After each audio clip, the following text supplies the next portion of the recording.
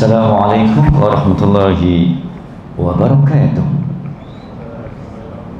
InsyaAllah kita hadiahkan sekuntum umul kitab, khususnya buat seluruh para pejuang, para syuhada, para salihin, almarhum Syahid Yahya Sinwar, almarhum Syahid Ismail Hani, dan seluruh para syuhada yang sentiasa menjulang, yang sentiasa menegakkan Islam ke puncak yang tertinggi hingga nyawa melayang dan darah menjadi galang gantinya hingga diarak rohnya ke syurga tanpa batas dan sempadan. Al-Fatihah. A'udzu billahi minasy syaithanir rajim. Bismillahirrahmanirrahim.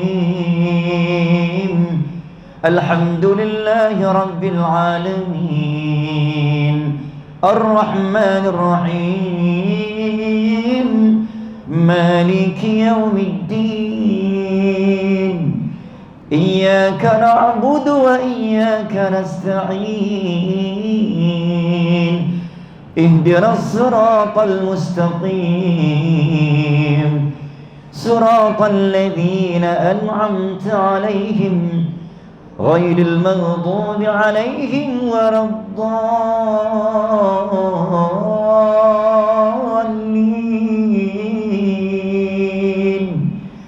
Amin. Alhamdulillah.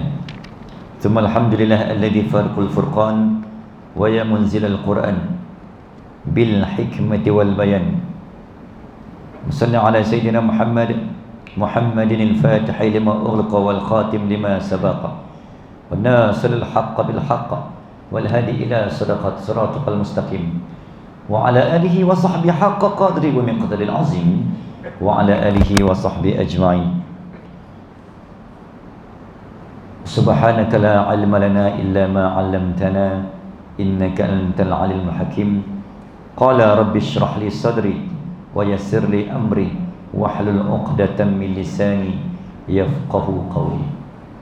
Ya Allah, Engkau saksikanlah berhimpun dan berkumpulnya umat ini.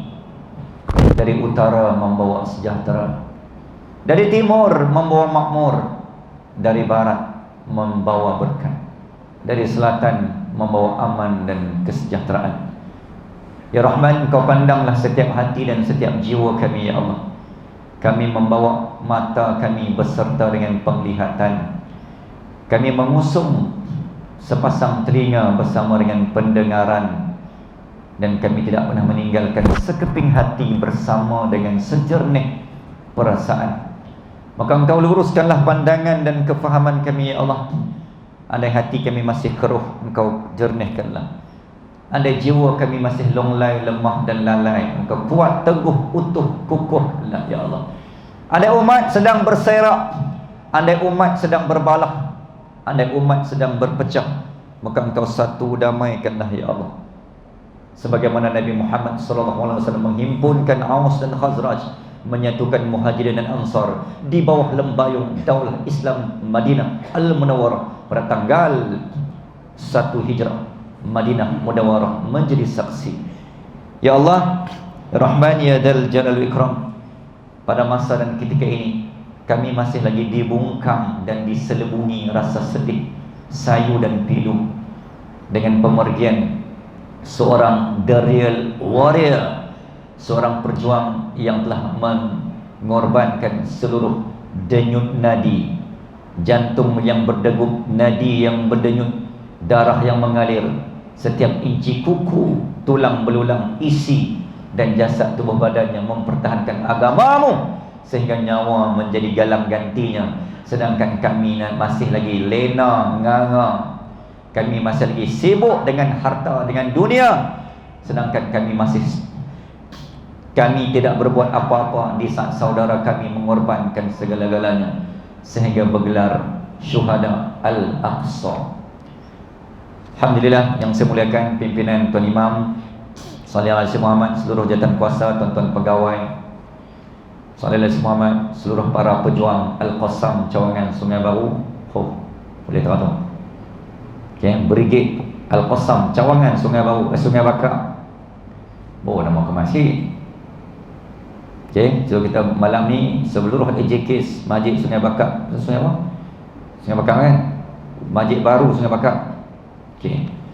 Seluruh jawatan kuasa kita upgrade nama dia menjadi Pejuang, Brigade Pejuang Al-Qassam, cawangan Sungai Bakar. Boleh? Kalau masjid lagi jalan macam ni ya, Brigade kot. Tak mau jalan macam ni, dah tak mau dah. Dia buat long line. Siapa kan? So pejuang ni kena jalan tegak sikit. Kamilah pejuang. Apa tak kenal kami siapa? Ustaz Maneh bagi nama baru ke kami. Kamilah Pejuang Al-Qassam, cawangan Sungai Bakar. Sallallahu alaihi wasallam. Barulah orang tak berani tengok. Nampak lebih kurang kan selama ni. Alhamdulillah tuan-tuan, ibu-ibu dan ayah-ayah, muslimin dan muslimat, tuan-tuan dan puan-puan, apa khabar makcik-makcik? Nak panggil makcik ke panggil kakcik? Tok cik. Hak tok cik kata janganlah panggil tok, panggillah makcik. Hak makcik pula kata janganlah panggil makcik, panggil kakcik. Panggil kakcik dandan hilang sikit urat. Panggil tok cik dandan berandui. Ustaz panggillah kakcik, semangat cik kan, rasa muda. Alhamdulillah. Terima kasih banyak. Saya kira dah lama dah kot saya tak berkunjung ke sini kan. Sallallahu alaihi Muhammad. Saya kira last kali sebelum PKP cerita dah. Lama dah lah. Saya ingat saya lah kan. Alhamdulillah jadi 5 dan 6 tahun dah. Nyakau orang Sungai Bakar ni dah apa? Tak mau dah mana-mana kan. Alhamdulillah. Kita tanda kerinduan because alhamdulillah tuan-tuan muslimin dan muslimat, sebuah tajuk yang sangat berbekas, sebuah tajuk yang sebenarnya kita sudah sering kali bincang, sebuah tajuk yang sering kali dikupas, sebuah tajuk yang sering kali diperkatakan di corong radio, khutbah, mimbar, tausiah. Puluhan tahun dulu tuan-tuan, kita dah dengar lama cerita tentang akhir zaman. Sama ada forum ke ceramah, kita dah dengar lama dah. Tapi dulu kita tak pernah ataupun kita tak berapa nak memberikan perhatian, kerana cerita tentang akhir zaman dulu-dulu yang kita dengar mungkin hanya bagi kita dia hanya sekadar teori. Kita kata takkan nak perang dah kot, takkan nak kiamat dah kot, tak kot, boleh dulu. Malam masih muda kot, kita healing sampai pagi tak balik. Jadi zaman tu kita tak berapa dah perkisah sangat bab akhir zaman. Sampailah berlakunya perang, sampailah berlakunya krisis dan konflik. Hiya harabun wa harbun. Sehingga berlakunya hiya harabun wa harbun. Sehinggalah berlakunya pada zaman apa yang berlaku hari ini, kita tengok depan mata perang demi perang, pelarian demi pelarian, kematian demi kematian, kerosakan demi kerosakan. Masih tak jumpa jawapan. Tak jumpa jawapan. Dan belum sampai ending dan penghujung jalan. Bila berlaku depan mata ni, barulah orang sibuk. Baru semua pakai sibuk. Akhir zaman ni. Dulu kita dengar lah ceramah ni, tapi dulu kita tak buat teran. Lah ni baru sebab dah sampai masa kita sudah berada pada zon dia, barulah sibuk. Barulah orang lah ni bab-bab akhir zaman semua pakat apa? Pakat baru dia umpama baru tertampar dan tersedar. Puncanya semua itulah jawapan falsafah hikmah berlakunya perang. Umat baru bangkit. Umat Islam bagaikan baru bangkit daripada lena ni. Dulu tak tahu apa Palestin ada apa. Kan? Tak pernah tahu Aqsa atau Pediam, tak tahu Gaza atau Pediam, tak pernah tahu Al-Qassam tu siapa dia. Tak pernah tahu dan tak pernah kenal. Tapi bom, berlakunya perang 7 Oktober 2023. 1.8 juta umat Islam, umat Muhammad semua bangkit, hampa nganga lagi. Tanah ni orang nak ambil dah. Islam dipijak-pijak, Islam diinjak-injak, hampa nganga lagi. Jadi kita bagaikan ditepuk, ditampar oleh Allah. Jadi itulah jawapan kenapa berlakunya, kenapa perang ini perlu berlaku. Sebab kita masih nganga, lena dan hanyut pada dunia. Muslimin dan muslimat rahimakumullah. Kita berada pada zaman Zaman ini zaman iman mudah bergoncang. Zaman ini disebut sebagai zaman yang di mana pegangan mudah goyang. Zaman ini zaman di mana hak kita semakin hilang dari genggaman. Zaman ini zaman yang sangat mudah tercabut keimanan. Zaman ini zaman yang penuh dengan ujian, getir, perjuangan demi pengorbanan. Zaman ini zaman yang peperangan, penindasan, kerosakan, kezaliman, kehilangan, kematian tanpa hujung dan sempadan. Itulah dia fitnah akhir zaman. So tuan-tuan, nak masuk tajuk ni, tajuk yang sangat berat dan besar, dan sebenarnya memang tak sesuai dengan saya, sebab berat saya hanya 40 kilo je maklum weh, nak abang main. So siapa-siapa nak buat anak angkat boleh. Kalau tak percaya, saya main angkat. Ding ding ding ding, ya Allah ringannya Ustaz mana. Tengok dalam YouTube nampak besar, tengok depan mata, ya Allah comel sangat. Boleh tahu tu? Macam tu ada perasaan tu ni, oh. Dia lambat pandai kot. Dia terkejut. Sallallahu alaihi wasallam. Tengok dalam YouTube nampak ganas kan. Rupanya manja Ustaz mana ni. Okey, muslimin dan muslimat rahimakumullah. Cerita tentang akhir zaman ni, sebagaimana yang saya sebutkan tadi, satu tajuk yang sangat berat untuk dikupas, untuk dibincang. Sallallahu alaihi wasallam. Cerita tentang apa? Apa yang ada. Nak faham sebagai bukan baru nak kenal akhir zaman ni. Kita nak murajaah balik, nak ulang kaji. Tajuk poin pertama saya, siapakah dia? Ataupun apakah definisi takrif akhir zaman? Jika dihurai, jika dibincang, jika diberikan definisi, dipecah dua kalimah, akhir dan zaman. So akhir tu apa? Last, penghujung, ending. Akhir zaman ni ialah, dalam bahasa mudah, kita zaman ni dah berada di hujung. Dunia berada di hujung, umat berada di hujung. Tidak ada umat selepas kita. Satu. Tidak ada zaman lagi selepas zaman kita. Dua. Walaupun kita akan bertemu dengan kiamat, itu cerita lain. Tidak ada nabi lagi selepas kita. Tiga. Dan akhir zaman ni adalah umat yang paling akan merempuh dan menempuh ujian, darul fitan. Dunia ni disebut sebagai darul bala wal imtihan. Dunia ni ulama kata apa? Apa maksud dunia? Dunia ni adalah darul bala wal imtihan, tempat untuk kamu diuji, tempat untuk kamu melalui satu getir pengorbanan. Darul bala, tempat musibah, tempat ujian. Itulah yang dikatakan akhir zaman. Zaman ni kamu akan lihat, zaman ni kamu akan lihat peperangan demi peperangan. Zaman ni kamu akan lihat umat mudah berbalah dan berpecah. Zaman ni kamu akan lihat apa yang kamu pegang, apa yang kamu punyai akan mudah terlepas. Zaman ni kamu akan lihat zaman tindas menindas. Zaman yang kamu akan lihat zaman balas berbalas. Dulu, zaman dulu, sayang menyayang, tidididit, cinta dikenang, tidididit. Sambung maklum? Perasaan. Ustaz tak mana nyanyi macam tu? Itu zaman makcik bercinta dulu. Itu zaman dulu sayang menyayang. Zaman lah kecam mengecam, tikam menikam, perasaan menjadi benci. Itu zaman kita. Pantang ustaz silap sikit je. Ni ada rakaman balik. Tunggu tengok. Hak nak puji dengan hak nak kecam tu berapa ramai? Itulah akhir zaman. Bila orang cerita fitnah akhir zaman, tengok kuliah akhir zaman, orang tanya akhir zaman ni apa? Tiba-tiba ada orang komen kat bawah, kecam kat ustaz. So kita jawab, inilah jawapannya. Bila hang duk kecam, hang duk kutuk ustaz, inilah contoh akhir zaman. Bila kecaman mendahului pujian, that is the meaning of akhir zaman. Bila kejahilan mendahului kebijaksanaan dan kepandaian, itulah akhir zaman. Sallallahu alaihi wasallam. Manusia komen di atas dasar kejahilan berbanding kebijaksanaan, dan manusia tak malu menzahirkan kebodohan. Itulah cerita tentang akhir zaman. Muslimin dan muslimat rahimakumullah, apa orang berani dia terpuji, orang takut pastikan hanyut. Apa tanda muslim sejati? Di jalan Allah berani mati. Apa tanda anak jantan hidup mati atas kebenaran? Apa tanda manusia terpuji? Pada yang benar dia pasti berani. Apa tanda manusia berani? Musuh datang dia menanti. Apa tanda berani sejati? Mengelak musuh pantang sekali. Nahi, nahi, nahi, kush nahi. Alhamdulillah. So bila ada audien belah kiri, kena tengok semua lah kan, macam tu. Biasa orang perempuan duduk di belakang. Sallallahu Muhammad. So usiap kena pusing kiri kanan. Itulah kelebihan penceramah yang berat 40 kilo je, boleh ke kiri dan ke kanan.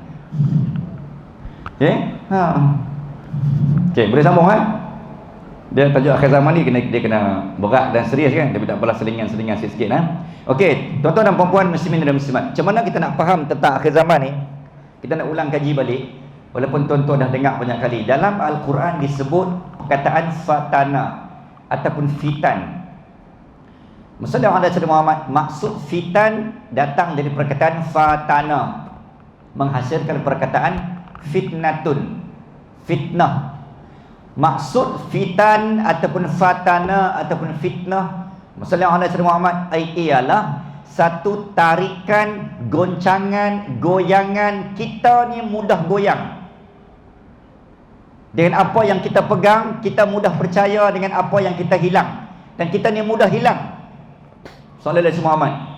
Nak faham tuan-tuan maksud fitnah akhir zaman ni, daripada 195 negara di dunia, apa beza Palestin dengan Sungai Bakar? Tu dia, beza terus. Kita buat perbandingan terus antara Sungai Bakar baru ni dengan Palestin. Bezanya apa? Tuan-tuan, kita tanah Melayu ni dijarah dan dijajah selama 446. 1511 Portugis masuk. Alfonso Pasbeter dekat Genven, Belanda 1641. Sallallahu alaihi Muhammad. Daripada Belanda 1641 berserah dekat Inggeris, perjanjian London, perjanjian Pangkur 1824. 1786 Inggeris main takluk Pulau Pinang daripada Kedah. Hasil pengkhianatan kepada Sultan Abdullah, boleh Pulau Pinang, hilang Sultan. Daripada Inggeris, Sallallahu alaihi Muhammad pas dekat Jepun 1941 sampai 45, patah balik Inggeris dan British, ending 1957. Selama tu tuan-tuan, kita diperintah oleh apa? Oleh penjajah 446 tahun. Okey. Itu situasi kita. Situasi Palestin diserang hendak oleh British bersama dengan Yahudi, bersama dengan Israel. Yahudi dan Israel, belakangnya ada 8 negara. US, Kanada, Jerman, Itali, Perancis, Australia. 7-8 negara ni tuan-tuan di belakang Israel. Mereka cuba merobek, menjarah, menjamah Palestin. Tapi apa jadi tuan-tuan? Sampai malam dan ketika ini, rakyat Palestin, Sallallahu alaihi Muhammad, 11 wilayah provinsi, seinci pun tak meninggalkan bumi Gaza. Dalam erti kata lain tuan-tuan, Palestin nampak macam rosak, padang jarak, padang terkukur. Dari pandangan mata kasar, tak ada apa dah, bangunan hancur. Tapi jati diri, maruah, iman, akidah, pendidikan, sistem ekonomi, mereka pegang, pertahan. Jangan satu pun sistem masuk. Tapi kita apa jadi? Sistem pendidikan, ekonomi, politik, sosial, semua sistem kita ni, semua dah terjajah, tergadai dah. Apa yang ada pada kita? So malu kita pada Palestin. Kita ada bangunan tak hancur, tapi yang hancur adalah akidah, sistem pendidikan, sistem komunikasi, sistem teknologi. Kan? Itu hakikat. So malu kita pada Palestin. Hampa hancur bangunan betul, tapi akidah hampa tak hancur seperti kami. Hancur akidah, berbalah, bergaduh siapa lah paling sunnah lah, siapa paling salafi lah. Mana ada pergaduhan salafi wahabi ke apa di Palestin? Bukan masa untuk berbincang. Mereka tahu ini masa untuk mempertahankan akidah, mempertahankan benda yang aula, bukan masa untuk berbalah benda-benda yang furu'. So itu baru cerdik meletakkan ilmu di tempat dia. So sebenarnya kita lagi hancur dari Palestin tu. Cuma bukan hancur dari segi fizikal, kita hancur spiritual. Bismillahirrahmanirrahim. So hakikatnya sebenarnya kita masih dijajah ni. Walaupun kononnya merdeka 1957, tapi penjajah tak tinggal. Penjajah tak, dia tak bagi saja merdeka, tapi dia tinggal ruh dan perjuangan dia. Apa bukti dia tuan-tuan? Sampai hari ni, contoh paling mudah, saya kata kita ni tak berapa sangat nak merdeka, adalah bahasa yang kita guna adalah sebahagian bahasa penjajah. Escola, bandera, mantega, palsu, garfu. Itu semua bahasa Portugis. Pasal apa kita masih mempertahankan kalau betul kita merdeka? Kenapa kita masih mengekalkan St. John, Persatuan Ambulans St. John? Kita dah ada PBSM, tak perlu pakai St. John. Pulau Pinang, seringkali saya ulang, yang buka Pulau Pinang ulama Tuan Guru Haji Muhammad bin Saleh Nakhoda dan Intan, Nakhoda dan Bayang, datang daripada Pagar Royong, Sumatera 1732, 54 tahun sebelum kitibaan Francis Light. Tapi sampai malam ni tak ada satu pun nama jalan Pulau Pinang yang menggunakan 3 orang ulama yang buka Pulau Pinang, the real opener of Penang. Itu hakikat dia. Nak Abang Amai kata Sallallahu Alaihi Muhammad nak mengaku merdeka ni macam tak berapa nak kejap. Betul lah kita merdeka dari segi mungkin fizikal, tapi spiritual saya kata tadi kita hakikatnya masih terjajah. So sebenarnya kita kena malu kat rakyat Palestin. Hampa hilang fizikal dan bangunan, tapi hampa tak hilang akidah dan maruah. Kami masih kekal fizikal, tapi kami hilang maruah dan iman. Sallallahu Alaihi Muhammad. Muslimin dan muslimat rahmatullah. Okey, bangsa akhir zaman ni ialah umat yang tadi saya kata yang berada di penghujung penjaga dunia. Jika nak dianalogi, nak diterjemahkan, nak faham tentang masuk akhir zaman ni ialah bangsa atau umat akhir zaman, kita tengok analogi dia, perumpamaan dia seperti jika dunia ni diumpamakan seperti sebuah institusi bangunan masjid. Orang terakhir yang sering kali keluar masjid, siapa dia? Masjid siapa orang paling last bisa keluar? Tok Imam cumi awal. Okey. Tok Imam dah banyak kat kedai tom yam sebelah tu. Okey, Tok Imam, B Tok Kadi. Tok Kadi saudara. C Tok Mudim, D Tok Siap, E Tok Bilal. Jawapannya? Yang paling keluar lah biasanya memang Tok Siap. Dan yang amai paling awal juga adalah Tok Siap. Tok Siap ni umpama mak dalam rumah. Kan? Yang paling keluar, yang paling lah tidak mak lah. Pastikan anak-anak makan dulu, suami makan dulu. Sallallahu Alaihi Muhammad. Dah habis semua tu pun kalau ada barulah mak suap makan. Betul tak mak? Bagi sungguhlah calon mak mentua. Tiba. Bismillahirrahmanirrahim. Okey. Jadi bila Tok Bilal nak keluar paling last, dia akan pastikan setiap inci dalam bangunan surau masjid ini terkunci, tutup, semua switch off, cantik, comel, baru dia kunci. Sebab dia bertanggungjawab setiap apa yang ada dalam bangunan inci, bangunan masjid. In case apa-apa berlaku dan terjadi, Tok Siap lah orang pertama yang akan disoal siasat, walaupun dia tak buat apa-apa. Betul? Okey. Jadi perumpamaan nak faham kata bangsa dan umat akhir zaman ni, kita dunia ni kita kunci.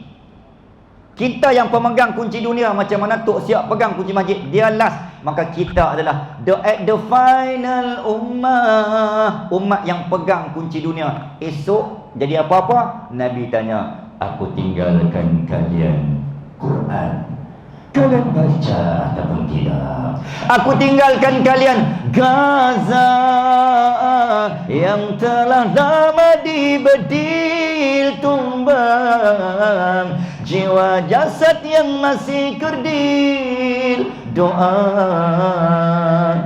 Aku tinggalkan kalian Palestin, aku tinggalkan kalian alim ulama, aku tinggalkan kalian Aqsa. Apa buat apa? Nabi tanya. Kita jawab apa Nabi? Ya Rasulullah,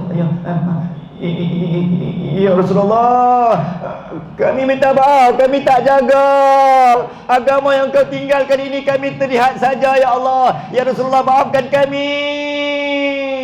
Kita kena minta maaf kepada Rasulullah. Wasiat dan warisan yang Nabi tinggalkan, umat yang aku tinggal, kalian mengaku kalian umatku, kalian kata kalian akan menjaga setiap sunnahku. Antara barang tinggalan aku adalah rakyat Palestin. Kenapa kalian tengok saja? Maka esok jawab pada Nabi, melainkan kalau kita dah usaha. Sallallahu Alaihi Muhammad, ya Rasulullah, kami dah buat qunut nazilah, kami dah buat ceramah, kami dah buat macam-macam Rasulullah, cuma kami tak boleh pi, kami tak boleh nak rentas sempadan. Kami dah kutip, kami buat solidariti, kami bangkit solat subuh selama Jumaat, kami buat macam-macam ya Rasulullah untuk menyedarkan, mengetuk pintu hati umat agar tak tinggal kunut nazilah, kunut wahdah. Ambil tahu tentang hal ehwal Gaza setiap hari. Dan kami juga ada buat mungkin sebahagian masjid solat ghaib, solat jenazah ghaib. Atau ramai buat kan solat jenazah ghaib dekat almarhum Ismail Haniyah. Cuma kali ini tak dengar arahan rasmi daripada pihak kerajaan Saudara Muhammad Kaya Negeri ataupun Malaysia tentang solat jenazah ghaib untuk almarhum Yahya Sinwar. Saya hujung, kalau sempat dan kalau saya ingat, kita cerita sikit tentang hal ehwal pejuang syahid yang bernama, siapakah dia? Almarhum Syahid Yahya Sinwar. Muslimin dan muslimat rahimakumullah. Okey, jadi poin nak abang kata apa? Umat akhir zaman ni adalah kita pemegang kunci dunia. So kita bertanggungjawab di atas hal ehwal keduniaan ni. Apa benda yang urus takbir, aku tinggal masjid, aku tinggal AJK masjid, apa support dah, apa memang tak ada nak pergi bantu di Gaza, tapi program buat program masjid berjalan apa mai dah. Apa sokong dah AJK masjid, Saudara Muhammad. Aku tinggalkan kalian ulama, apa sokong dah ulama. Aku tinggalkan kalian Ustaz Maneh, hampa panggil jemput dah. Nasib baik jemput malam ni. Boleh? Dah jemput tu takkan jemput saja, takkan tak jamu apa-apa. Sudah. Ada ah? Nasib baik ada. Tak ada berhenti terus ni. Okey. Okey, bismillahirrahmanirrahim. Sallallahu alaihi wasallam. Okey, tuan-tuan dan puan-puan, bila bermula fitnah akhir zaman dalam kitab Al-Fitan, tuan-tuan, antara sahabat Nabi yang banyak meriwayat dan merekodkan hadis-hadis tentang akhir zaman ialah Sayyidina Huzaifah Al-Yamani, berasal dari Yaman. Nabi ada kurang lebih 120,000 sahabat. Dan tak semua cerita, kisah, hadis, sunnah yang Nabi turunkan, yang Nabi wasiat kepada semua sahabat. Ada sahabat-sahabat tertentu dia panggil SU sulit ataupun setiap usaha kanan Nabi. Antaranya Sayyidina Huzaifah Al-Yamani yang menyimpan rahsia-rahsia peristiwa akhir zaman, Al-Mahdi, Dajjal, termasuk cerita tentang Palestin, Ardul Mahsyar wal Mansyar. Jadi Huzaifah Al-Yamani mengatakan bahawa fitnah akhir zaman ni bermula apabila kewafatan Sayyidina Umar Al-Khattab. Kerana tuan-tuan dan puan-puan, selepas baginda Rasul sallallahu alaihi wasallam dan Abu Bakar, antara pemimpin dan khalifah yang paling berani, yang paling singa, yang paling warrior, yang paling ditakuti bukan oleh hanya manusia tetapi seluruh jin iblis. Kerana mendengar saja tapak kaki dan tapak kasut Sayyidina Umar Al-Khattab berjalan, musuh bukan sekat jatuh pedang tuan-tuan, lari lintang pukang. Nak habaq mai kata tuan-tuan muslimin dan muslimat, kenapa Palestin mudah terserang? Kenapa tanah Melayu mudah jatuh kepada Portugis? Jawapan dia, kita sudah hilang pemimpin hari ini akhir zaman, pemimpin yang sudah hilang taring sifat singa, sifat berani, sifat yang betul-betul meletak dan memperjudikan nyawanya untuk agama. Yang ada hanya jaga perut, jaga kerusi, jaga jawatan, jaga bilion. Contoh berani Ustaz lah. Sikit. Kita sibuk jaga apa? Takut hilang kerusi, hilang pangkat, hilang kedudukan, hilang undi. Muslimin dan muslimat rahimakumullah sallallahu alaihi wasallam. Ketika Sultan Abdul Hamid II, khalifah kita yang ke-37, ditawarkan oleh bapa Zionis Theodor Herzl 1901 dalam istana Yildiz di Istanbul. Apa tawaran yang diberikan oleh Yahudi? Yahudi beri tawaran sebab nak pinjam, nak minta masuk ke Palestin hanya untuk tumpang berkampung. Sebab Yahudi tidak ada tanah.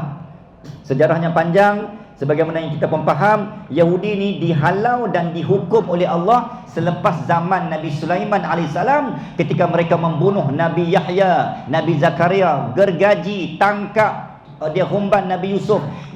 Yahudi menjadi bangsa yang paling banyak dan paling ramai membunuh nabi-nabi secara kejam, walaupun mereka memang keturunan nabi. Kalau nabi pun dia gergaji dan dia bunuh, tuan-tuan. Setakat anak-anak Palestin tak rasa apa. Dia sembelih tak ada rasa apa. Nabi pun dia sembelih, apatah lagi anak Palestin. Tu betapa binatangnya Yahudi. Allah sebut perkataan Yahudi dalam Quran sebanyak 8 kali. Dalam surah paling panjang adalah Al-Baqarah, juga cerita tentang hal ehwal kerosakan penghinaan Yahudi. Bermula daripada itulah, tuan-tuan, Yahudi tak ada tanah, Yahudi tidak ada negara, Yahudi tidak ada daerah wilayah yang layak untuk diduduki, dihuni dan didiami. Maka berjalanlah dia satu dunia sampailah dia mengaku Palestin itu hak dia. Muslimin dan muslimat rahimakumullah. Saya nak kata apa tadi? Ketika Sultan Abdul Hamid II ditemui oleh bapa Zionis, namanya adalah Theodor Herzl, yang mula-mula membina World Zionist Organization 31st of August 1879. 1901 berani dia muka tak malu main jumpa Sultan Khalifah untuk minta tanah. Minta tanah ni hanya untuk tumpang duduk, sebab tak ada tanah kan, tak ada kampung. Tumpang nak berehat macam tu lah, main bercuti, homestay semalam dua macam tu je. Dan bahasa yang mudah, hanya bukan nak ambil, nak membina penempatan, apatah lagi nak merampas, tidak. Kami hanya nak tumpang duduk. Tak apa, kami jadi hamba pun tak apa. Kami kerja, makan gaji, tak apa. Tu permulaan Yahudi. Tuan-tuan muslimin dan muslimat Allah, apa jawab Sultan Abdul Hamid II ketika mana Yahudi minta tanah untuk diduduki? Dia lempar proposal surat tawaran tu, pom, ke atas muka bapa Zionis. Hari ni, tuan-tuan, kalau bangsa asing mai buat lebih kurang di tanah kita, berapa orang pemimpin yang berani seperti itu? Sebab tu saya kata, bukan saya kata, hadis mengatakan bahawa akhir zaman ni fitnah bermula selepas zaman Sayyidina Umar. Sebab apa? Sebab lepas tu tak ada dah pemimpin yang macam tadi. Hang buat lebih kurang siap. Sultan Abdul Hamid II, watak dia, tuan-tuan, dengar je orang main kalimah Allah walaupun bukan di negara dia bagi surat on the dot, on the spot. Hang tak siap, hang tak tarik balik, hang tak cancel, hang tak batalkan apa yang hang buat tu. Contoh isu kalimah Allah, hang siap, batalion aku siap. Kerajaan Perancis 1887 telah cuba untuk menjatuhkan nama Islam dan memalukan menggunakan kalimah Allah dan menghina Rasulullah dalam teater. Sultan bagi arahan on the dot, tuan-tuan, daripada Istanbul sampai ke Perancis. Perancis getar, berdebar dengar arahan Sultan. Cancel tu teater, tak boleh buat. Nak bakmai kita, tuan-tuan, itulah fitnah akhir zaman hari ni. Kita hilang taring. Benda yang sepatut kita lantang, hang tak lantang, kan? Yang sepatutnya kita lawan dan lantang, hang berlembut pula. Dengan kawan hang lawan, dengan lawan hang kawan. Itu contoh. Ni tak tuan-tuan, kita bila sebut benda ni, dia tidak ada kaitan dengan politik apa. Cuma hakikat, sejarah, data, fakta dia. Sejarah menunjukkannya macam tu. Ketika Islam jatuh di Parlimen Turki sebelum Khalifah runtuh 1918, Perang Dunia Pertama 1924, runtuhnya sistem Khalifah. Yang sedut cerita ni adalah Yahudi main peranan bagaimana menjatuhkan Islam. Kita berhenti azan dulu kan? Ke azan dulu? Azan dulu? Cik? Tu bilang balik lah? Baik, untuk kita balik awal. InsyaAllah, tuan-tuan, kita beristirahat seketika untuk memberikan lalu azan. Jangan ke mana-mana. Kita jumpa selepas ini.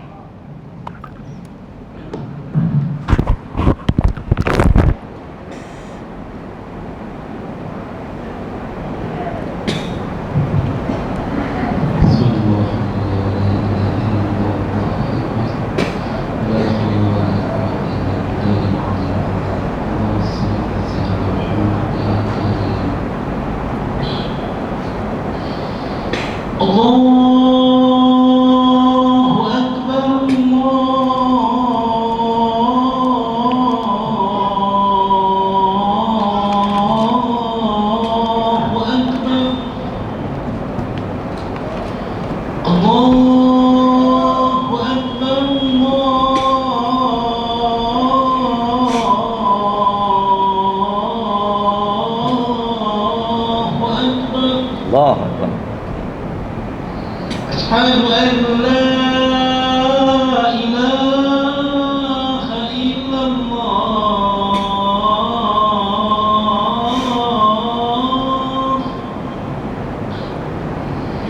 Asyhadu an la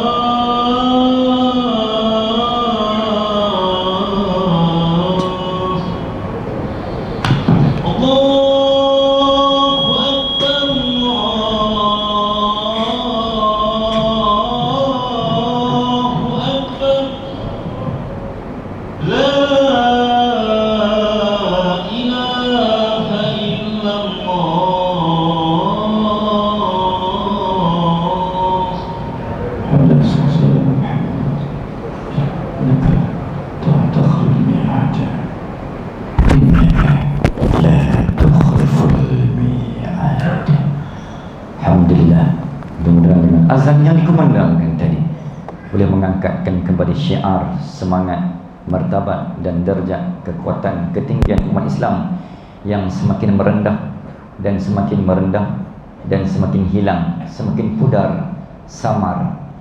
Tuan-tuan, Allahumma salli ala Muhammad, sebagaimana yang saya sebutkan tadi. So nak kenal bagaimana bermulanya bangsa akhir zaman. Zaman tu bila fasa dia, maka akhir zaman bermula apabila hilangnya pemimpin dan khalifah yang hilang taring dan sifat berani.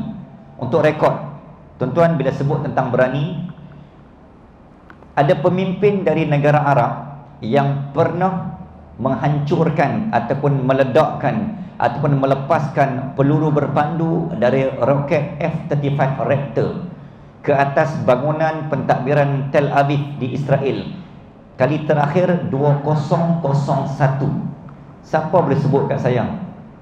Kalau tuan-tuan mengikuti lah cerita tentang geopolitik dunia, satu-satunya pemimpin dan presiden negara Arab yang pernah menembak, meledakkan peluru berpandu ke atas bangunan Tel Aviv di Israel kali terakhir 2001. Ni sebelum kita masuk tentang konflik akhir zaman antara Iran, Yaman, Lebanon, Syria, Iraq dan bergabung beberapa penjuru yang sedang menghantam kota Tel Aviv. Semin dalam semat 2001. Jawapannya adalah almarhum Saddam Hussein. Sebelum berlakunya perang Iraq dan perang Teluk Iraq yang US 2003, itulah menjadi jawapan kenapa Saddam Hussein perlu dibunuh oleh Iraq. Sebab nak cari punca kuasa. Selagi mana nak jatuhkan Islam, kata Socrates. Socrates ni ahli falsafah barat. Sama juga Alfonso dia masuk, Jan Van daripada Belanda masuk. Mereka buat kesimpulan untuk menjatuhkan sesebuah tamadun bangsa. Yang pertama, kita harus padam sejarahnya, lunturkan budayanya, hilangkan pegangan agamanya, runtuhkan khalifah pemimpin mereka, kacau bilaukan iman anak mudanya. 5 benda ni hang berjaya tawan runtuh, Islam jatuh. Itulah punca kejadian. Runtuh kita 1511 sampailah hari ini, tak bangkit-bangkit, jatuh tak bangkit-bangkit ini. Muslimin dan muslimat rahimakumullah, tadi saya cerita ketika mana Yahudi mai jumpa dengan sultan nak minta tanah, dihalau macam tu je. Kan? Dan apa tadi? Saddam Hussein pernah mengebom Tel Aviv. Akhirnya menjadi sebab alasan Iraq dan US serang hendak, akhirnya bunuh. Sallallahu alaihi Muhammad terbunuh. Selepas Saddam Hussein terbunuh, tuan-tuan, apa jadi pada negara Iraq hari ini? Kesan pembunuhan, kematian, kesyahidan almarhum Saddam Hussein adalah negara Iraq bertukar menjadi mazhab akidah Syiah secara majoriti. Dulu adalah Sunni pegangan, majoriti pegangan agama Iraq. Muslimin dan muslimat sallallahu alaihi Muhammad mengikut pandangan akhir zaman ulama-ulama dari Syiah, tuan-tuan, Muhammad bin Abdullah Al-Ashqari akan datang dari negara Iraq, Samarra, daerah yang bernama Samarra, Iraq, dan dia yang diangkat mengikut kepercayaan Iraq dan Iran, Syiah yang akan memimpin Palestin sebagai yang akan memimpin Palestin dan yang akan memenangkan Palestin sebagai Imam Mahdi versi Syiah. Jadi menjadi jawapan kenapa Iran dan negara lain yang walaupun Syiah dia nak sangat serang Israel ni. Yang pertama kita kata ya betul, mungkin serangan ini bukan asbab untuk membela Palestin sangat, tapi memang betul dia nak bela Palestin. Kita harus bab ni, tuan-tuan, kita letakkan dulu mazhab bab pegangan Syiah ni bukan masa untuk kita bincang. Selagi mana ada pihak membela Palestin, wajib kita sokong. Tak kira lah hang akidah Syiah, yang tu masa lain. Kita bukan masa nak sembang sekarang. Tapi kamu telah berjuang mempertahankan Palestin. Walaupun kamu adalah Syiah, kita wajib bersatu Sunni dengan Syiah. Because of what? Atas nama Gaza, atas nama Palestin. Tapi pada sudut yang lain, Iran percaya, tuan-tuan, Imam Mahdi yang akan muncul, yang akan timbul nanti akhir zaman adalah Imam Mahdi versi Syiah, namanya Muhammad bin Abdullah Al-Ashqari, datang daripada Iraq. Jadi tuan-tuan dan puan-puan, maka nak tak nak mereka mesti mengalahkan Israel, kerana Imam Mahdi mesti memenangkan Palestin. Jadi ada dua jawapan kat sini mengikut pandangan apa yang saya rujuk. Kenapa jawapan Iran dia memang betul-betul dia bukan lakonan.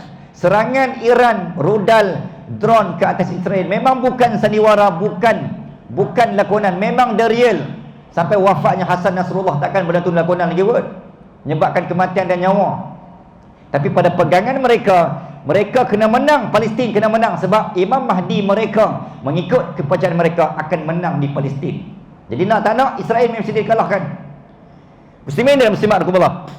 Cerita tadi saya kata kita akhir zaman ni dia berlaku antara ciri-ciri dan kriterianya adalah pemimpin yang ada hilang taring, tak berani. Yang kedua, ciri akhir zaman sallallahu alaihi Muhammad, apa yang kita ada, kita mudah berbaik sangka dan memberi ruang dan peluang kepada bangsa asing. Akhirnya kita yang termakan. Bukti, evidence. Tadi saya kata Melaka jatuh, tuan-tuan. Apa punca Melaka jatuh? Melaka jatuh 1511 bukan sebab tentera, bukan sebab besi, bukan sebab senjata. Sebab tentera Tanah Melayu diangkat menjadi tentera kedua terkuat di dunia di wilayah timur pada zaman tu. Dan untuk rekod juga, tuan-tuan, bangsa Melayu mengikut pakar kajian sejarah dan etnologi Table of Nation yang mengkaji DNA bangsa yang wujud di dunia ni, bangsa Melayu diangkat dan dinobat sebagai DNA bangsa kedua tertua di dunia selepas bangsa Arab.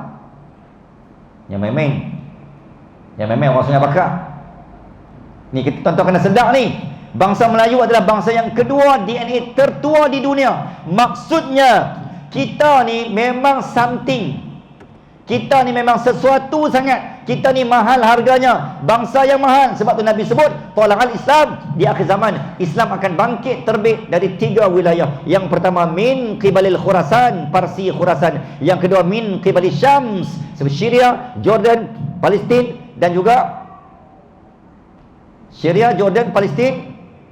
3-4 negara. Wilayah Syam sallallahu alaihi Muhammad yang disebut jelas wilayah 4 negara Arab ini menjadi tunjang belakang Lubnan. Satu lagi. Syria, Lubnan, Palestin, Jordan. 4 negara Syam. 2. Dan yang ketiga, Islam akan bangkit terbit dari min qibalil masyriq, wilayah timur. Kenapa Nabi highlight timur? Sampai sahabat yang bernama Sayyidina Qis dan Qas radhiyallahu ta'ala wa arda, dan Sayyidina Abdullah ibn Waqqas, adinda kepada Sa'ad bin Ibn Waqqas, mengislamkan laluan timur sampai 630 ditemui dalam kitab At-Tarikh Silsilah Negeri Kedah. Negeri Kedah menjadi negeri pertama yang mendapat cahaya Islam ketika baginda Rasul masih hidup. Nabi wafat 632, Kedah diislamkan. Catatan rekod pandangan pertama ahli sejarah 630. Jadi kita Islam dulu berbanding negeri lain, termasuk Sungai Bakar, kerana tanah Sungai Bakar adalah Kedah punya. So wilayah ini bukan cerita politik. Semua wilayah Tanjung Penaga, Province Walenslee, sampai siapa yang buat buka sempadan. Tuan-tuan, kalau tuan-tuan orang ni, orang geng 07 kan, tuan-tuan tahu dah sejarah Penang. Siapa tak tahu, malam ni saya minta balik saya bungkus kain baju, keluar daripada Penang. Tu dia. Macam ni. Saya tak apa, saya IC bukan 07. Tu dia kan, dan tak mengaku. Yang bina sempadan ni tuan-tuan, kan tadi saya kata, bukan saya kata, memang sejarahnya begitu. Pulau Pinang ni kan asal tak wujud kan, dia adalah wilayah negeri Kedah. Jadi bila main Francis Light, dia menipu dan mengkhianati Sultan Abdullah. Makanya tujuan asal dia akhir zaman ni juga adalah bila pemimpin khalifah sultan nak dilengsirkan. Tujuan Alfonso mai memang nak bagi jatuh sultan. Tujuan Francis Light mai memang nak jatuh sultan. Tapi Sultan Abdullah, Allah tak izin, Kedah tak jatuh. Akhirnya dia merampas tanah. Akhirnya Penang tak ada sultan. Itulah hakikat kesannya. Nak abang mai kata, antara fitnah akhir zaman ni adalah they are trying to attack our leader, Islam leader, as well as possible. International. Maksudnya, mana-mana ada pemimpin yang betul-betul real pejuang Islam, memang confirm akan diserang. Nampak Islam nak naik, tak kira lah badan ke, persatuan ke, parti ke, bila betul-betul Islam nak naik, mesti kacau, mesti serang. Tukar akta, buat pindahan akta, pecah kawasan, pecah wilayah. Dia akan diganggu sampai by hook or by crook. Hampa kena buat pecah sempadan lain. Jangan bagi Islam naik. Itu je point dia. Ini berlaku di Parlimen Turki ni. Kita duk cerita ni sejarah ni. So jangan sampai sejarah akan berulang ketika mana Portugis menyerang 3 kali ke atas Melaka. Kali pertama, kali kedua 10 Ogos, 24 Julai, 10 Ogos. Melaka tak tumbang. Maka Portugis buat kesimpulan, bangsa Melayu, bangsa yang tidak mudah dikalahkan dengan senjata parang. Bangsa Melayu tak akan mungkin jatuh dengan peperangan menggunakan teknikal dan juga fizikal. They won't be falling down, takkan jatuh. Oleh itu nak buat macam mana? Cara untuk menjatuhkan Islam adalah dari dalam. Kita mainkan psikologi perang pemikiran, tukar agar daripada Islam sallallahu alaihi Muhammad, tukar kepada moderate, tukar kepada Islam liberalisme.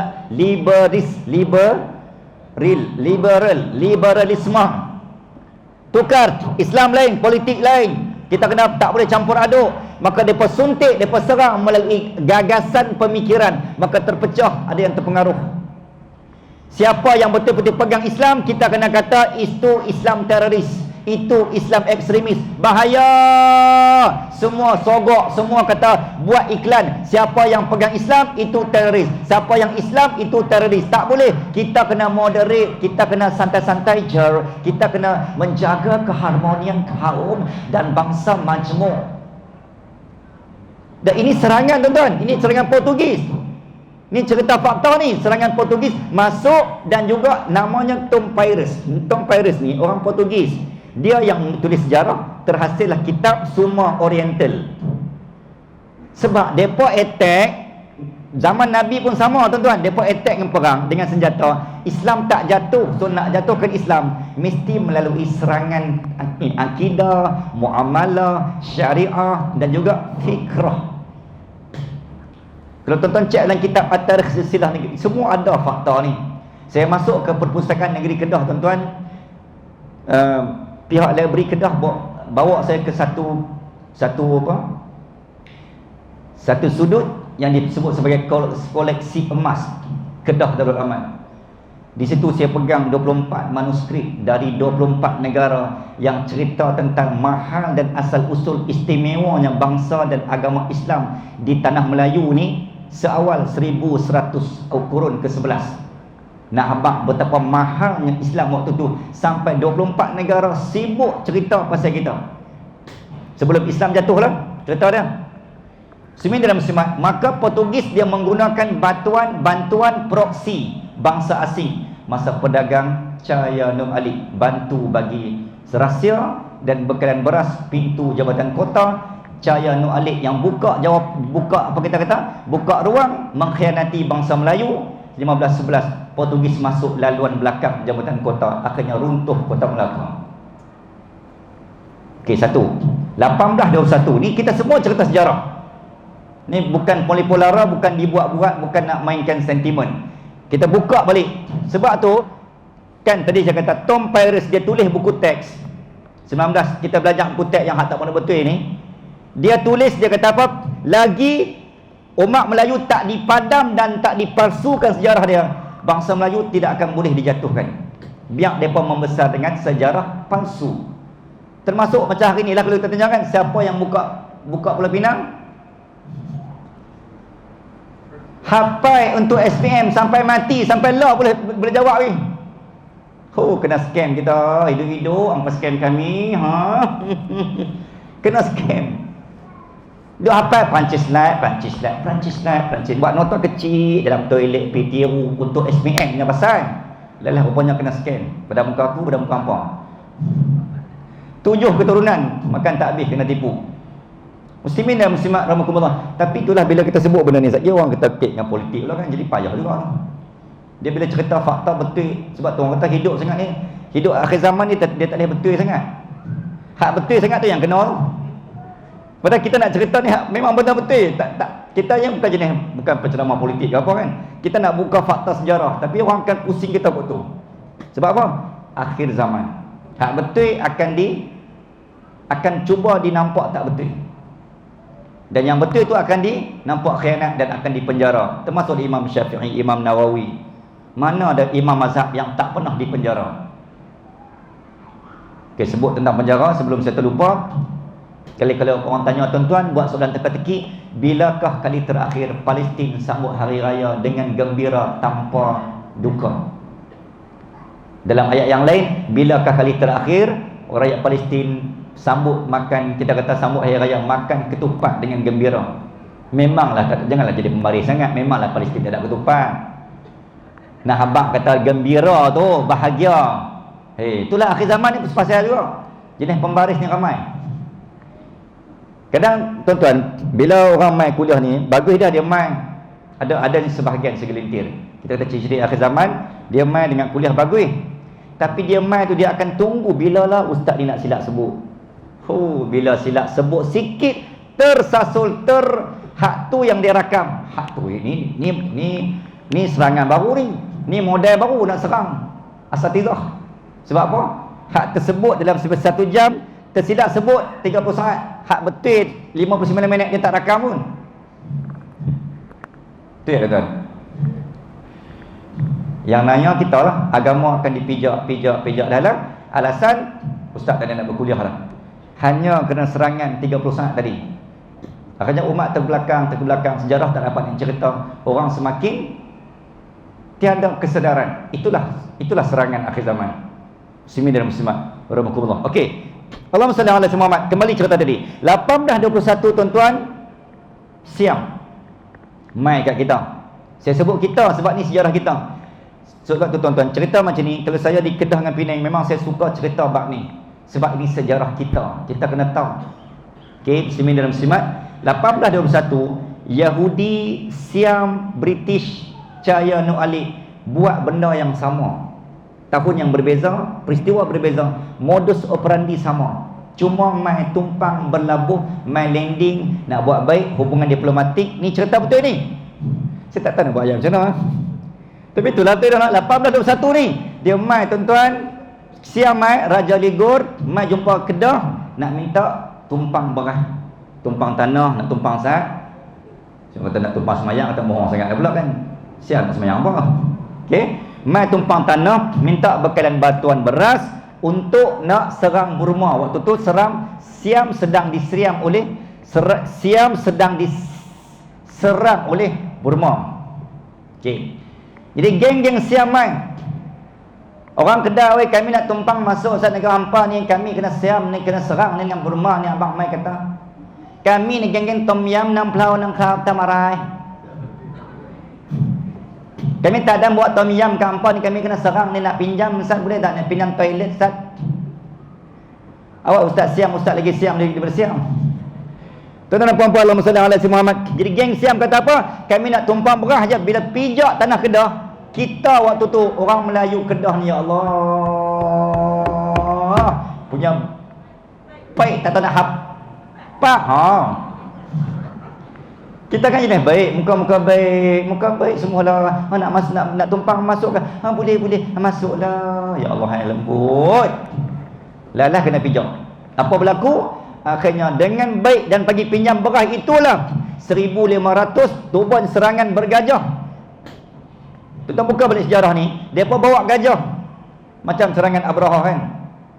Dalam keadaan kita tak bersedia, Sultan Abdullah dan Tukang Kudin ni pejuang-pejuang syahid ni tak ada nak ready tuan-tuan, dia bakar 1500 rumah. Cerita sama macam di Alfonso 2500 di Melaka. Kalau buka semua sejarah ni tuan-tuan sallallahu alaihi Muhammad, semua sama je cara penjajah buat. Hak duk baik, hak duk nganga kita lah, duk bagi peluang ni kan. Tak apa, dia nak main diplomatik je tu. Okey, nak buat persembahan je pun kan. Okey, akhirnya tuan-tuan dan puan-puan, beras punya pasal akhirnya 1500 tergadai. Ditakluk Kedah tuan-tuan. Jadi geng Kedah berlari dari Kuala Muda, berlari ke Kuala Kedah, berlari ke kota Kuala Muda, pantai. Inilah cerita perang musuh bisik. Daripada Kuala Muda itulah tuan-tuan sallallahu alaihi Muhammad, sebahagian syahid, rumah terbakar 1500, tak ada panggil bomba. Kalau kita sekarang rumah terbakar panggil bomba, tak ada bomba pun syahid. Tuan-tuan, bomba ni dia main di perkataan mana? Bombadis. Bomba tu perkataan bomba tu perkataan Portugis. Ada orang bomba sini. Bomba pun tak tahu kata sejarah dia. Tu perkataan bomba tu adalah kita kata penyelamat menggunakan api, pemadam api dalam bahasa Bombadies, bahasa Portugis adalah bomba. So kita pinjam. Tu nak abang main kata tu pun mengaku merdeka kan. Bomba pun kita pinjam, gunalah perkataan Melayu kita. Tu perkataan Portugis bomba. Tak apalah, ni tak salah orang bomba pun. Nak abang kata sejarah kemerdekaan tu. Simak dan simak kembali. Jadi 1500 rumah tanah Melayu dibakar rakyat Kedah. Akhirnya di situlah berlari ke dari tanah Kedah, berlari ke tanah seberang, iaitu Provinsi Wellesley. Dia tak lari saja tuan-tuan, dia lari dengan yang sebahagian yang sempat larilah menyelamatkan diri. Dia bawa dengan apa yang sempat, walaupun sebahagiannya syahid. Dia bawa dengan semangat hubul watan, cintakan tanah air, wilayah dan tanah. Bila pindah ke Provinsi Wellesley sebelah seberang Perak Utara, waktu tu masih lagi Kedah. Akhirnya tuan-tuan, nama tak ada lagi kampung waktu tu. Maka mereka menamakan penempatan baru dengan nama-nama semua dari Kedah menjadi jawapan. Kenapa nama kampung jawapan di seberang Perak Utara banyak persamaan dari Kedah. So, pokok senar Kedah, pokok senar Penang. Sintuk Kedah, Sintuk Penang. Bertam Kedah, Bertam Penang. Kepala Batas Kedah, Kepala Batas Penang. Sallallahu alaihi Muhammad. Maka tuan-tuan dan puan-puan, sebab tu kalau tuan-tuan tanya untuk nenek moyang kita di SPU, semua orang Kedah IC02, anak cucu je yang 07 ni. So kesimpulan dia, orang Penang tak usah buat kemas sangat, semua terpinjam saja. Tu dia. Tu sejarah kan. Tak tahu nak bang ayat macam mana. Tuan-tuan boleh cerita, balik cek fakta ni ikut saya ni pandai-pandai buat cerita ke apa. So itulah data fakta yang kita dapat. Sallallahu alaihi Muhammad. Dan anak cucu tak tahu cerita ni, dan tok nenek mungkin tak ada nak cerita kan. Macam mungkin dah meninggal. Yang tahu cerita ni orang lama, yang lama-lama ni kalau tuan-tuan tanya mesti mengalir air mata. Sebab kisah perang musuh berbisik. Sebab apa? Sebab baik sangat nak bagi peluang Burma tu main singgah sangat. Akhirnya kena telan. Muslimin dan muslimat, okey, ending kita kat mana ni? Tadi saya kata dalam Sallallahu Alaihi Muhammad, maka akhir zaman ni bila tak ada dia orang yang betul-betul berani, jangan bagi muka kepada bangsa penjajah dua. Tuan-tuan, apa ada pada fasa ni sebagai penghujung penutup?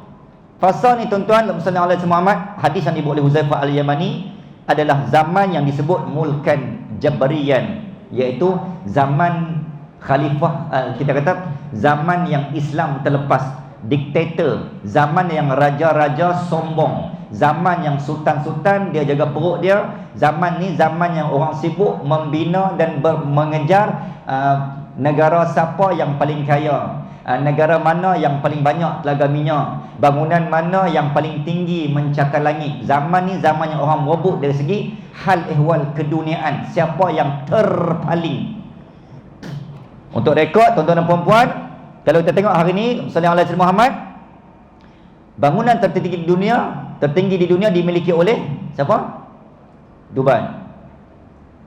Dalam kebanggaan dan kegahan Dubai itu tuan-tuan, yang tak pernah dilanda banjir, 16 April 2024 tiba-tiba suasana bertukar menjadi satu tragedi. April, satu malam Dubai dipukul badai, hujan yang turun bukan lagi bagaikan mutiara, tetapi umpama kiamat. Satu malam turun tuan-tuan, taburan hujan yang diukur sukat oleh pengkaji bumi, sama bersamaan dengan 6 tahun punya yang hujan turun. Satu malam Allah bagi banjir ranak Dubai yang gah dengan bangunan mencakar langit tertinggi di dunia, Burj Khalifa. Nak abang mai kata, secanggih-canggih mana pun sistem yang ada di dunia ni, hang takkan mampu melawan kecanggihan sistem Allah. Sama macam di tempat kita kan, KL Selangor, kita kata ibu negara, antara negeri yang paling canggih lah sistem amaran tsunami, amaran banjir. Tapi lah ni negeri mana yang paling mudah banjir? Bukan muka ni yang nak tolong, bukan lah. Okey, sama-sama. Okey, cukup sikit. Okey. Tak main dah rasanya. Dah sengaja berkat minta usaha hot. Okey. Tuan-tuan puan-puan, Sallallahu Alaihi Muhammad. Okey. Tak apa, saya tolong semua. Okey. KL Selangor adalah ibu kota yang paling canggih sistem tsunami banjir. Tapi kenapa Allah kata inilah negeri yang paling mudah banjir? Dulu paling mudah, paling susah nak jumpa KL banjir kan. Tapi nak abang mai, hang secanggih mana pun sistem, bila Allah kata innama amruhu idza arada syai'an ay yaqula lahu kun fayakun. Allah kata jadi tak. Ranak tu hang secanggih mana pun sistem tak boleh lawan. Sama macam Dubai tadi. Tu point saya nak cerita. So bangunan pertama tertinggi dunia adalah Dubai. So sebut kat saya negara mana yang memiliki bangunan kedua tertinggi di dunia selepas Burj Khalifa? Dubai. Mana? Naik Johan kategori bangunan tertinggi di dunia jatuh kepada mana? Malaysia Merdeka 118. Negara Merdeka bangunan tu 118 tu kan, ketinggian yang berapa? 679. Dubai 878. Saudi tengah membina di Riyadh, dia panggil Kingdom of Tower. 1 km, 1.1 1100 meter, maksudnya 1.1 kilo lah. Tak siap lagi di Riyadh, jangan dibina. Kalau ada, kalau jadi, kalau siap, maka Malaysia jatuh di tangga ketiga. Kau kemah juga Malaysia ni no. Cuma Menara 118 tu dia tinggi pada batang saja. Tapi kita pun tidak memperlekehkan tuan-tuan, ini fakta. Tu ketinggian campur batang tu 118. Kalau bangunan tu tak sampai pun, dia hanya tinggi sikit dari Menara Jam. Menara Jam Mekah 650, 649. Sallallahu Alaihi Muhammad, ketinggian Menara Jam. Tapi kalau kategori Menara Jam di dunia, memang menang dekat Zamzam Tower lah di Mekah. Okey, itu hanya fakta. Tuan-tuan penutup. Jadi zaman ni zaman yang orang berebut benda yang semakin hilang fokus pada agama, akhirat, umat. Orang tak fokus dah. Yang duk berlawan bab-bab keduniaan ni, yang terpaling tadi. Semua pakat mencipta rekod Sampai tuan-tuan, Saudi telah melancar dan meluncurkan dasar pembaratan, dia panggil Westernization 2030, dengan jumlah kos yang dibelanjakan, peruntukan bajet 4.3 trilion. 4.3 trilion ni boleh bina 10 negara Palestin. Sibuk membina dasar pandang ke barat. Dengan hari ni tengah dia buat The Mukab, MUKAAB, Kaabah 2.0. Dalam tu ada mall. Lepas ni tuan-tuan, memang Kaabah tu tidak lagi menjadi satu, kita kata apa, destinasi yang menakjubkan. Orang tengok Kaabah, orang tak rasa nilai. Macam lah ni pun, kita pergi Kaabah, kita tak rasa apa dah. Dulu sungguh kan, tengok Kaabah ni, Allah, tak ada nak abang lah. Tapi lah ni sudah ditenggelami oleh, kita lebih taksub dan lebih takjub melihat Zam-Zam Tower, Menara Jam. Kita tak, Mekah dulu tak, sekarang Kaabah sekarang tak menjadi satu lambang yang boleh menakjubkan kita. Sebab keduniaan menenggelamkan sifat spiritual bangunan Kaabah.